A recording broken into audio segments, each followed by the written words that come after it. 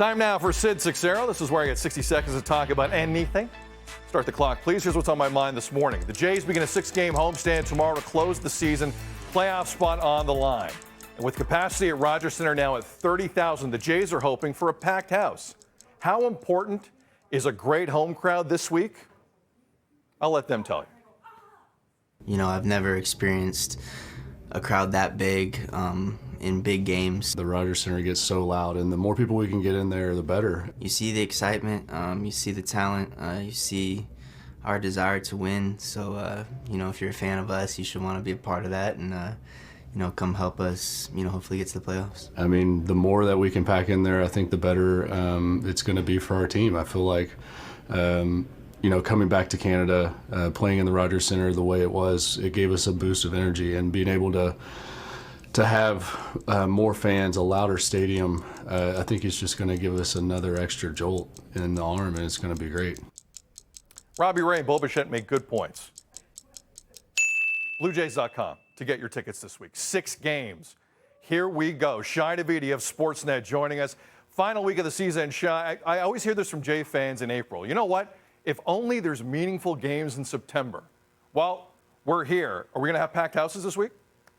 I would expect pretty close to that, if not right up to it. And I was actually scanning for tickets over the weekend, and it looked like people are gobbling it up, as well they should. I mean, this is going to be a week of high drama, high stakes, every game being pretty close to life and death at this point. The Blue Jays have very little margin for error because of where they are. And look, this series against the Yankees starting Tuesday, I mean, that's the playoffs, right? You know, they have to show well in that series if they want to get into the postseason. So what record do the Jays need, Shi, this week, in your opinion, to get one of those last 2 wild cards? Like, what's the number on wins in these 6 games? You know, it's pretty close to 5-1. There is the potential that they may need to win out too, right? Look, they're a game back of the Red Sox, but the Red Sox have Baltimore and Washington, so they've got a really weak schedule to close out with. And they're 2 games back of the Yankees, and they've got the Yankees for 3. So if the Jays sweep, they just, you know, that would make a big difference for them. But if they take 2 or 3 even, then they've got 1, and then they're going to need help from the Tampa Bay Rays, who the Yankees play to close out too. So yeah, it's a pretty significant week that they need to have. But look, they've done this before. You know, that was the time for them to respond.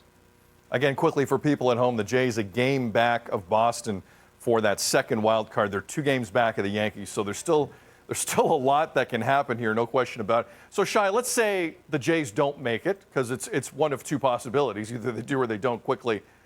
Is it viewed as a failure? Like, how do you read that? Because last time I checked, when you're about 20 games above 500, it's a pretty good year. Yeah, I mean, it's not a failure in this division, but I do think it'll be a disappointment. Look, I mean, we talked about it at different points throughout the season about some of the games that they left on the table, and this is where, you know, you really start thinking about, you know, that one that slipped away in May, that one that slipped away in June, the one that slipped away in August. So, you know, it's not a failure. You win this many games, it is no failure by any means, but disappointing, absolutely. Jays, Yankees. Tomorrow night, it seems like the Jays always got to beat the Yankees if it's a playoff year. Here it is again. Let's see how they do. Shi Davidi, Sportsnet, one of the best in the business. Shi, appreciate you. Enjoy the series. Thanks, man. You too. See ya. The one and only Shi Davidi of Sportsnet. Again, that game on Sportsnet tomorrow night. We're going to take a break. You sound off coming up. It was weekend number 1 of vaccine certificates in the province of Ontario.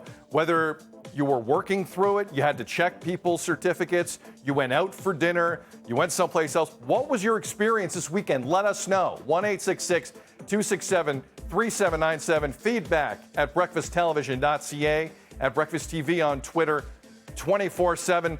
Let us know how it went for you personally. It's 6:44 on a Monday, Toronto. Great seeing you. You're watching Breakfast Television.